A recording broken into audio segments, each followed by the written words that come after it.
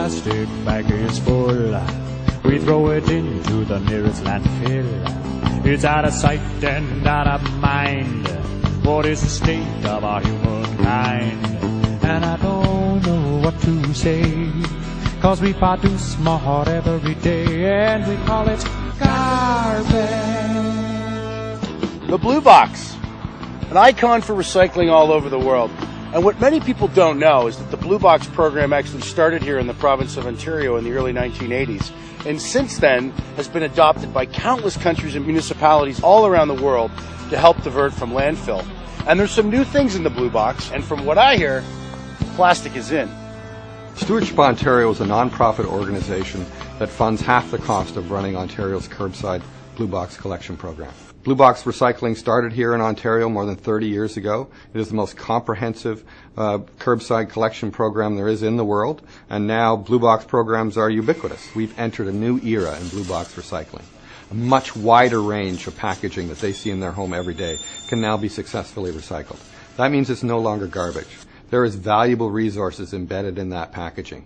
We now have the technology and the processes in place where we can extract that value and turn it into new products and new packaging that they buy every day. Today I find myself at the City of Peterborough at the Materials Recycling Facility. And today we're going to talk to some folks who can tell us all about additional plastics that are now being added into the Blue Box and some of the things we're doing to make recycling easier. Virginia, tell us about the Blue Box program, how long you've been involved here, and what exactly goes on at the Material Recovery Facility. Sure. Well, Peterborough's been recycling using the Blue Box since 1989. We were one of the first communities in Ontario. We accept and process all the recyclables from the city and the county of Peterborough. We're quite proud of the fact that we take a very wide range of materials in the Blue Box. There's about 7 different types of plastics. And currently, how many do you take here?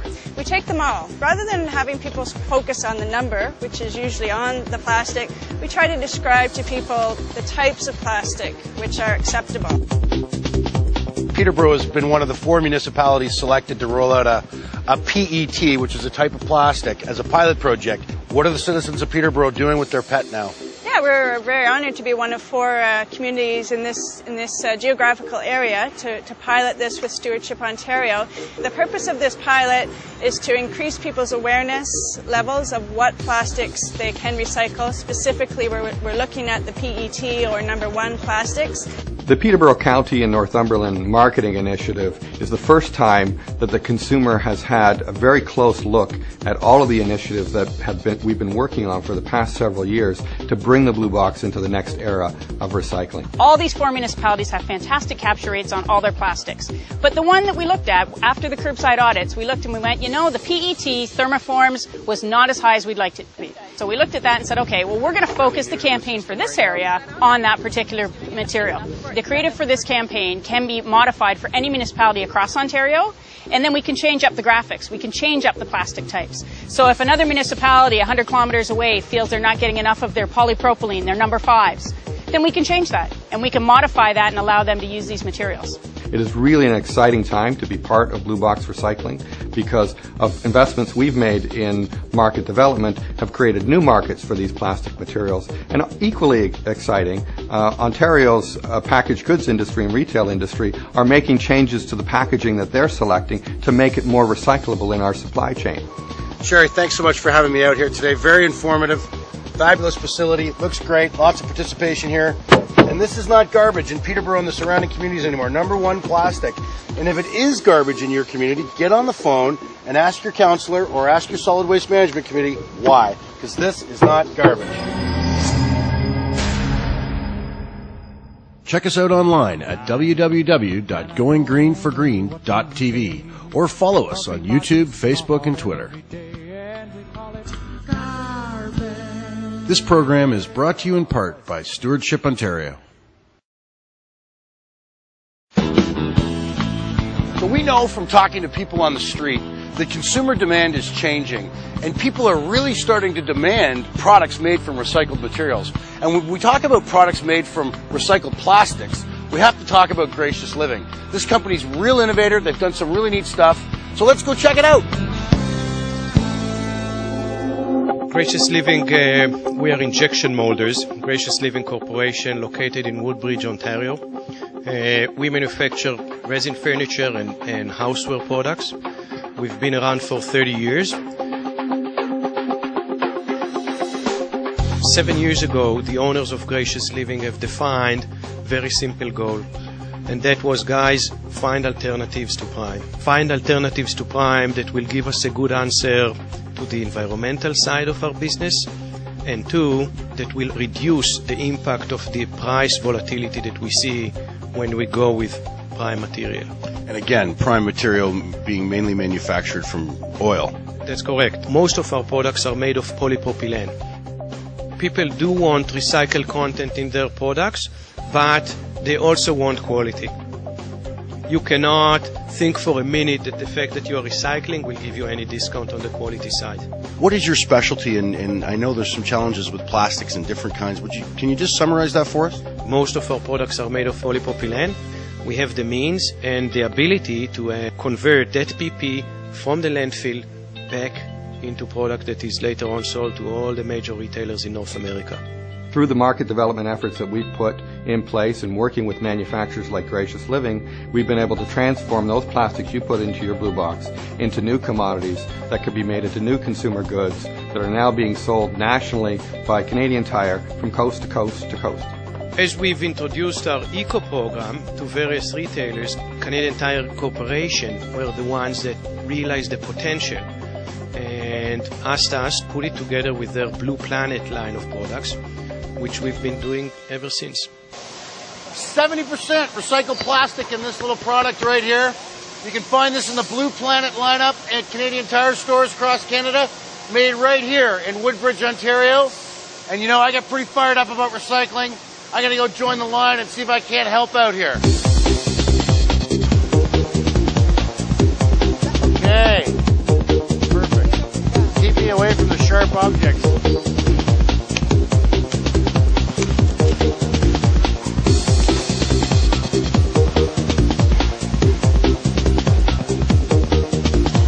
I love it, man. I'm making blue boxes. It's like a dream come true. This blue box is coming to a home near you. Innovation is critical to the future of Blue Box. It's also a function of all of the things that are happening globally that are driving innovation and change in blue box recycling. We have retailers and packaged goods manufacturers who are committed to their sustainability strategies, who want to make sure that the products they put out into the marketplace are put in packaging that their customers can recycle through the blue box. So they're driving change. We have high prices for oil that are driving high prices for commodities. That means that the material that you put into your blue box has more value, and if we can transform and extract that value, we can run the blue box in a much more economically efficient way, and we can recycle successfully the full range of packaging materials that our stewards put onto the marketplace. Are you a recycler? Yes. I knew she was a recycler. Yeah, for sure. I am. And when you say that, you say that with force. I am. Yes. Yes, I do. Very much so. Were you aware that Peterborough is now doing a pilot project to recycle additional plastics? No, not additional plastic. Well, do you know how many types of plastic there are? Nope. 7? She got it right on. Amazing. Where do you think the plastic goes once you put it in the blue bin? Well, I assume that there's some sort of center. I don't really know. I should hope it's getting recycled to make some more new products, like water bottles, things like that. Why do you think it's important that we continue to recycle at the blue box? That things can be like broken down and reused instead of just plastic sitting in a landfill. That's going to take forever to break down. I think that's a major problem that we have is wasted materials. Everything's garbage, and I don't think that's right. So I'm from the coast, so obviously it's important that the plastic doesn't end up in the sea. Right. Because otherwise it just ends up floating around and wrecks the environment, so I'd rather recycle. Check us out online at www.goinggreenforgreen.tv or follow us on YouTube, Facebook, and Twitter. Going Green for Green is brought to you by Ontario Electronics Stewardship and recycleyourelectronics.ca. Switchable Solutions is a startup company. with revolutionary breakthrough technology that will enable greater recovery, greater recycling of various plastic materials that consumers discard in their blue boxes here in Ontario. Recycling involves what's called mechanical processes. And mechanical processes are chopping, grinding, putting pressure on something and creating pellets. Our approach is different. We use organic green solvents, and our system allows us to clean the plastic material to a greater extent than traditional mechanical recycling. We are focused on plastic recycling, and we're laser focused on polystyrene plastic recycling, and that's your cups and your disposable plates and your cutlery and your cushion packaging. Today, the sad news is only about 1.4% of that is recovered. We're going to have to think about technologies that can allow us to provide clean, consistent materials. We're going to have to think beyond the technologies that exist today, and we believe at Switchable Solutions we have just about one of the answers. When you think about recycling paint, it's tough to think of yourself as an environmentalist or that you're even doing anything for the environment. But when you think about the volume of paint that just 20 years ago ended up in our landfills as toxic leachate, it's pretty astounding.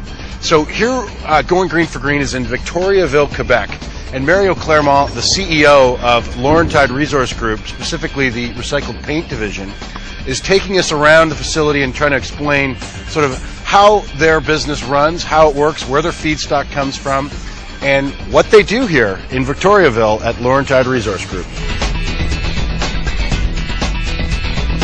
In terms of the volume of paint, I mean, I'm already overwhelmed. What are we talking about?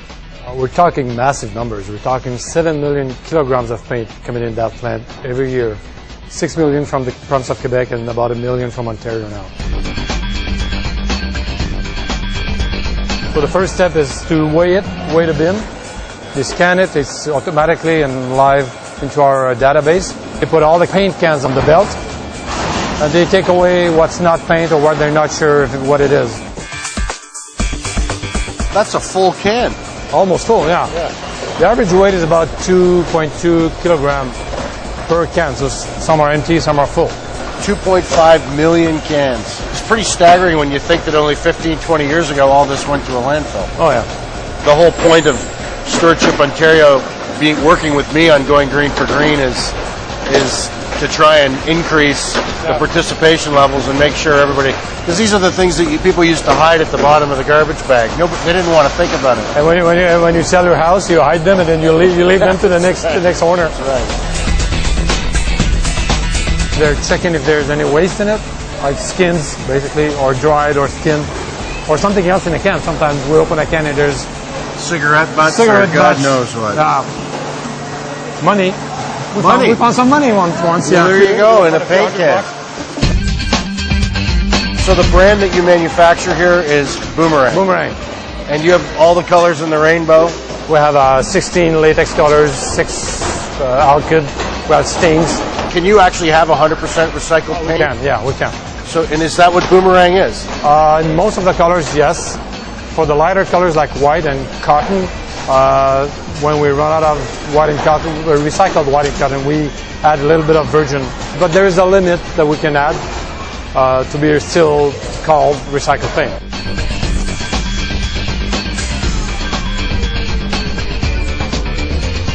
In 2010, we're going to sell close to 1 million gallons of paint out of this facility here. So we across Canada, from Newfoundland to Victoria, BC. Incredible, incredible. You won't find such a facility anywhere you go in the world. Not as big, not as fancy, not as quality controlled. So thanks for your time today, Mario. Really appreciate it. And I think this has a lot to say about the marketplace in general and people changing their demand for recycled materials and recycled products. And those people that want to decorate responsibly, get yourself a gallon of Boomerang paint, or 4 gallons or 10 gallons of Boomerang paint. If you're staining your deck, if you're staining your house, get yourself the Boomerang product. It's 100% recycled, made right here in Victoriaville, Quebec. This program is brought to you in part by Stewardship Ontario. I have some time left here in Victoriaville, and Isabel has been so kind as to outfit me in a paint sorter's uniform. So I'm going to go help the sorters and see exactly what this paint recycling and sorting is all about. So Isabel, set me up.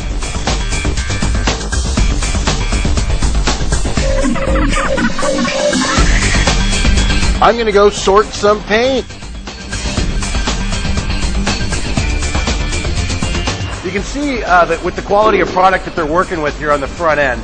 This is the old paint cans in your basement with 1, 2, or 3 inches left in the can. Has no value to you, but at Laurentide Resources in Victoriaville, Quebec, they have value in that waste.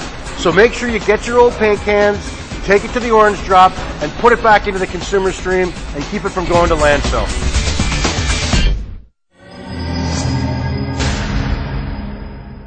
Check us out online at www.goinggreenforgreen.tv or follow us on YouTube, Facebook, and Twitter. Going Green for Green is brought to you by Ontario Electronic Stewardship and RecycleYourElectronics.ca.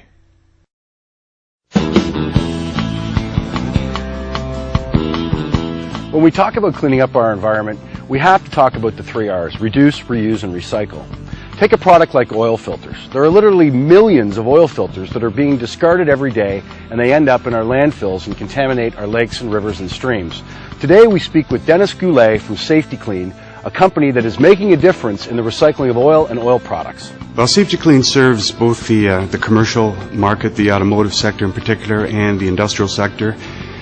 We collect used oil. We send it to our re-refinery in Breslau, just outside of Kitchener. And in Ontario specifically, we would collect approximately 300,000 tons of oil filters annually. When Stewardship Ontario introduced its MHSW program, we saw a market increase in terms of the number of oil filters that were collected in Ontario. And this is important for a variety of reasons. One, from the customer's perspective, it eliminates the cost of disposal of this waste stream. It extends the life of landfills in Ontario, which is critical. And really, from a value-add perspective, there is value in the product that we recycle. The scrap steel certainly has value, but from our vantage point, most importantly, we're able to collect the residual oil that's in the oil filters and send it to our re-refinery and produce a range of blended lube products. So from our vantage point, it's a perfect win-win situation. When we talk about the 3 R's, we also have to talk about batteries. A fabulous invention. Allows us to use our cell phones, our iPods, flashlights, you name it. Batteries are everywhere these days. And believe it or not, the technology has existed for some time to actually recycle these properly. Today we're going to speak to Richard at the Raw Materials Corporation. He's going to tell us about his business, which has been in practice for the last 20 years, but is recently starting to flourish. Well, our primary focus is recycling. We recycle household batteries. And so what we do is we recycle those batteries, we recoup all the components from those batteries, and we sell them back into the marketplace for remanufacturing of new products. We believe that Canadians and Ontarians at most want to recycle this material. Everyone hoards batteries or has a portion of them at home. And so our government has taken a proactive approach to prevent this material from going to landfill. Our goal is to support sustainable development and the sustainability of the environment. And we also, we're pushing towards, and society is pushing towards more corporate and social responsibility. And corporate and social responsibility is more doing the right thing. And more you see people are buying products and they demand that they're being recycled or have recycled content. The future of our business is obviously, we're going to go into a growth spurt. The reason being is because stewardship programs are being supported predominantly across not only Canada but across the world. So there's a few hazardous products that we're diverting and keeping out of our landfills. What about the Blue Box program? What are we doing with that material? You know, the Blue Box program started in the 80s here in the province of Ontario and has subsequently been adopted around the globe and has had huge success. And yet I still hear people say to me, what's the point in the Blue Box program? It all ends up in landfill anyway. that is just not the case. And people, your participation levels are creating an industry that the world around is looking at here in Ontario and saying that's what we need to do.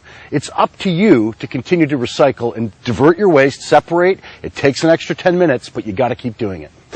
Residents are really excited about using the Blue Bin program, and we see that every day with the type of materials that come in here. York Region SMRF collects about 90,000 tons of recyclable material from residents per year. And we do see a steady increase of that material each year in around 3 to 5% per year. Sustainability is an important aspect for York Region, and providing diversion options such as recycling. It really allows residents to do their part to help reduce the amount of waste that's generated overall throughout the waste stream. We enjoy a really great relationship with Stewardship Ontario. One of the things that we are very encouraged by is their investment in continuous improvement for all MRFs across the province. And without that investment, I think it'd be very challenging for us to continue to see gains in increasing diversion. And so it's vital that investment stays there to allow us the opportunity to invest and to pilot new technologies in the recycling industry so that we can maximize the amount of waste that we do divert from landfill. We process all the recyclable materials coming in. We do about 45,000 ton. That's both cardboard and newspaper and your pop cans and water bottles combined on an annual basis from the City of Hamilton and all the curbside residential homes. We just recently put in a new container processing line. It was a $2.7 million investment. What that allowed us is to get better technology, more current technology to handle our increased recyclable materials coming in. Mixed broken glass was an issue for us in the past of finding an end market to process it. So what they've done is they've got on board and worked with another group and various municipalities. There's about 5 of us in total. And we got together and actually developed a process, a home to recycle our end markets for broken glass. And that's been working very well over the past 3 years. We are literally right in the process of change right now in the province of Ontario. We're at that magical point, that intersection where business, consumers, and our culture as a whole are coming together to create innovative ideas and new technologies that can take our products and the packaging when we're finished with them, recycle them, and take the raw materials out and put them back into the stream again. We have to do our part and make sure that we dispose of these goods properly when we're done with them. Let's take giant footsteps and leave smaller footprints.